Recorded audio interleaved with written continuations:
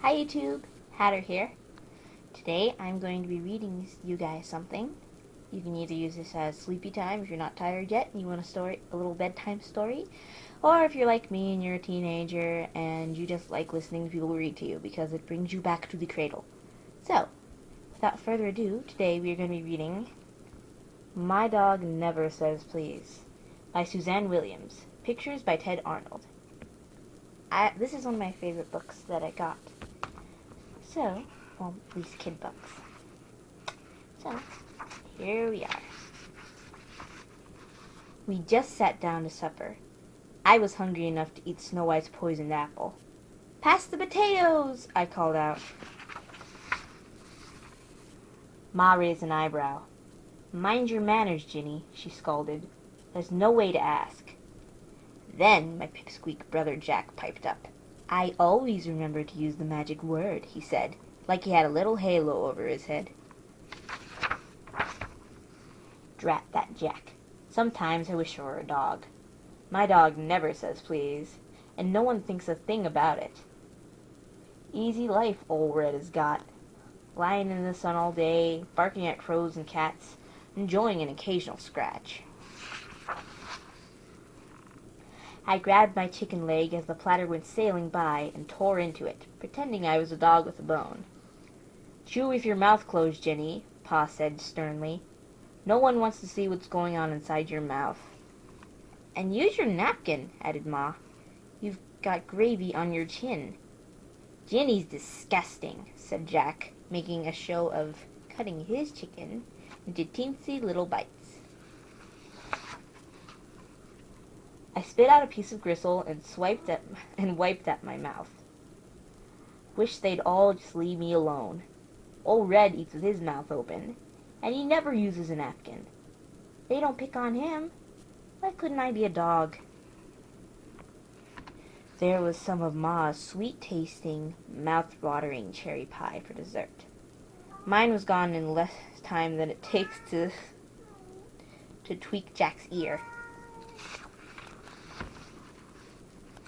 I said, running my tongue over my plate to get the last sticky drops of cherry juice. "You sure make the best pie in the world, Ma. How about a second helping?" "Ginny May Perkins," said Ma. "You're hopeless. It's not good manners to lick your plate, and one helping of pie ought to be enough for a girl your size." "But I'm growing," I said, wondering why she hadn't noticed that. Seems like she only looks at me to see my manners. Anyway, what's wrong with licking your plate? It's a sign of respect. Shows how much you like something. My dog licks plates, and everyone pats him and tells him he's a good boy. Lucky old Red. I excused myself and hightailed it out of there, fixing to grab my jump rope and go outside. But Ma had other ideas. She poked her head inside my room. "Seeing how you're done with supper," she said, "you can get started on this room of yours. Looks like a tornado went through here." "Aw, Ma," I said, "I like it this way. Everything's right where I can see it, instead of hiding away in drawers." Ma just gave me one of her looks, the kind that could burn a hole through an iron safe. While I was picking things up, old Red helped himself to my bed. He scrunched up in the covers and settled down for a snooze. I scowled. "Why don't you get out in the yard and clean your doghouse?" I told him. But he just stretched and rolled over so I could scratch his belly. What a life he's got.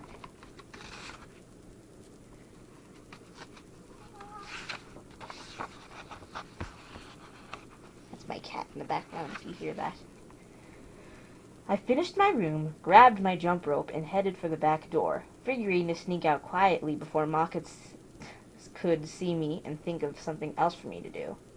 I had one foot out the screen door when Jack, that little taddler, started hollering. "Ma!" he bawled. "Jenny's going outside in her bare feet." "Jenny May!" Ma called. "Put something on your feet.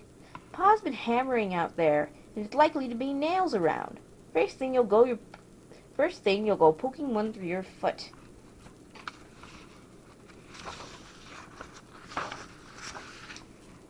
shoot, Ma, I said. Shoes crowd my toes. Truth is, I didn't know where my shoes were now that my room was all cleaned up. Don't argue with your ma, Pa said. Go put your shoes on. I let go of the screen door. Old Red must have heard it squeal, 'cause all of a sudden he streaked by, almost knocking me over as he pushed it open and leaped outside.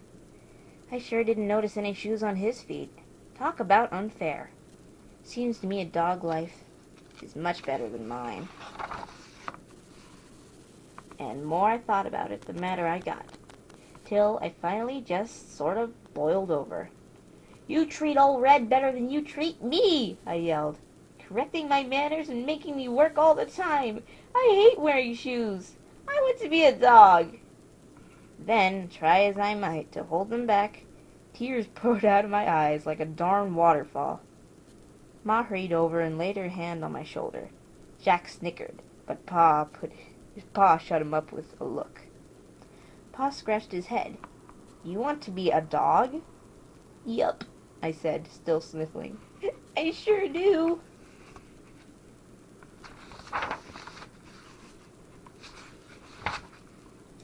And that's how I, Jenny Mae Perkins, ended up sleeping in a doghouse and begging for scraps. Old Red's real good for sharing, though. I think he even gave me some of his fleas. But I do miss Ma's cooking. Right now I hear pork chops sizzling through the open window. Ma must be getting supper ready. Sure does smell good. Maybe she'll save me a bone with a little meat on it. There's a lot of black clouds coming our way. Looks like it might rain. I wonder if this doghouse leaks. Pa says I can go back to being myself anytime I've a mind to. So maybe I'll just saunter on in and wash up for supper. But if that brother of mine dares say even the teensy little word, why, I might just haul off and bite him on the leg. The end. Now that's a wild book. Funny, but wild. Next time we'll make sure I show you the pictures. But, if you enjoyed that, like this video. And if you want me to do any more of these, I'm doing a couple more today.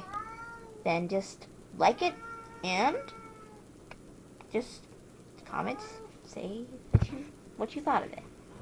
Alright? Peace.